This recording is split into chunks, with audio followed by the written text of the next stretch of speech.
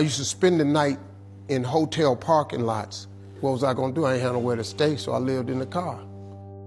I had $35. And I said, come on, God, man, I've been trying to make this dream come true. You done left me out here like this. And I was crying so hard that he just said, I didn't like hear a voice or nothing, but he spoke to me, and however he said, if you get up, I'm gonna take you places you ain't never been. Now I was finna quit. So I said, skip it. I'm gonna quit anyway. So I got in my car, I went to a payphone, and I was gonna call my dad. You remember back in the day where you could punch in a code and call your answering machine and get your messages? So I called and I punched in the code, and it said, doop. He said, hey Steve, this is Chuck Sutton with Showtime at the Apollo. We saw a tape of you. You're very funny. If you could get here Sunday night, we'd love to put you on television. Call me back, let me know if you can make it. So I hung the phone up. I'm crushed, because my whole dream of being on TV, and I couldn't get to New York. I got $35. How I'm gonna get to New York? I can't make it. So I'm standing there at the phone booth, and tears just coming down my face. I said, God, so that must be a sign for me to go home. Because this it, I ain't even got the money to go to the Apollo. My whole thing, I wanted to be on TV, I couldn't even make the dream come true. This is the most messed up moment.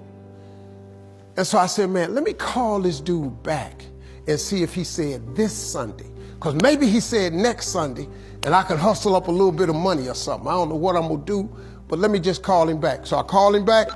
Steve, this is Chuck Sutton, Showtime at the Apollo. We saw a tape of yours. You're very, very funny. Look, we have an opening Sunday night at Showtime at the Apollo. If you can make it, we'd love to put you on TV. I said, it's this Sunday.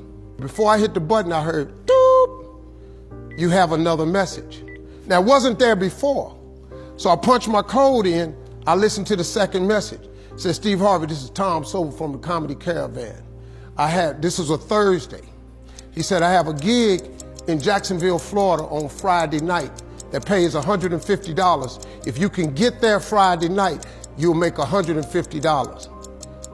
So I called him back and I said, hey Tom, did you get a gig away? He said, no, it's still available. He said, can you get there? I said, I'm in Pensacola, Florida. I'm 3.5 hours away. So I drive to Jacksonville, Florida, and that night I made the 150. The club owner said, man, you funnier than the guy we hired. If you stay tomorrow night, I'm gonna give you another $150. So now I got $300 now. So I get on the phone, I call Chuck Sutton. I say, hey man, is the gig still available at Showtime at the Apollo? He said, yeah, we got one opening left. I said, I'll be there. So I called Eastern Airlines, who used to be open back then. They had a special for $99 going from Jacksonville, Florida to New York round trip.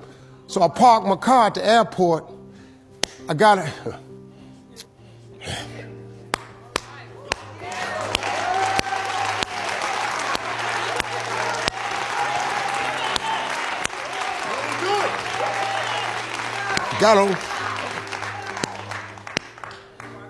Got on plane, flew.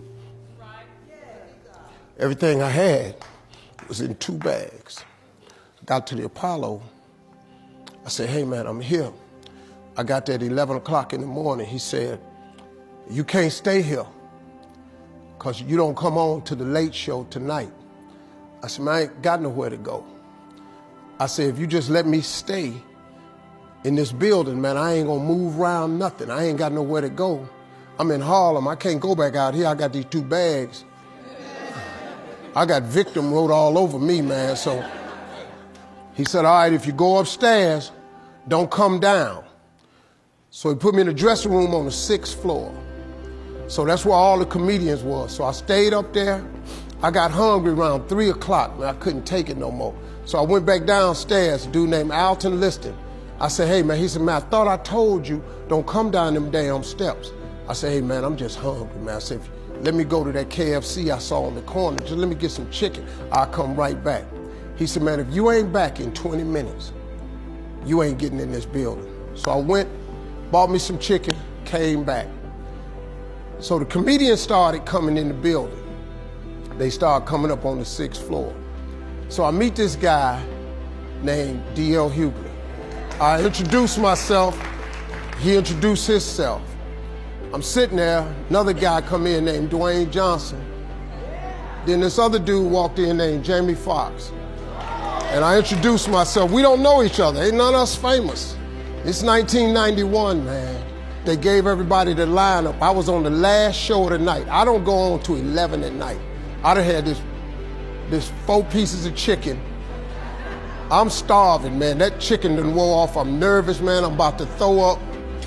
D.L. Hughley went downstairs. D.L. Hughley got booed off. Dwayne Johnson got booed off. Jamie Foxx went down there and got booed. They booed Jamie, then Jamie started singing. And then they started clapping.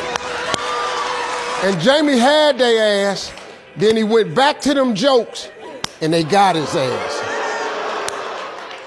So I'm walking down the steps and I see Jamie sitting on the steps. I said, hey man, hang in there. He said, man, that ain't never happened to me before, man. This is crazy. This Jamie Foxx, man, one of the most talented people in all of comedy. And now, you don't even know how nervous I am, man. I can't even, my breathing is shot because these dudes been booed. So I walk out. I had wrote this joke. Mike Tyson had got in a fight in Harlem with this heavyweight named Mitch Green. Mike Tyson had hit the dude in the eye in the store. Now he was on the news, his eye was swollen. So the joke I wrote was, they was interviewing Mitch Green and he was telling everybody what happened, but his eye took over the interview. And I wrote this joke that his eye started talking and was just, I tell you what happened. The heavyweight champ's fist is coming towards my face. I just said, Lord, Lord, Lord.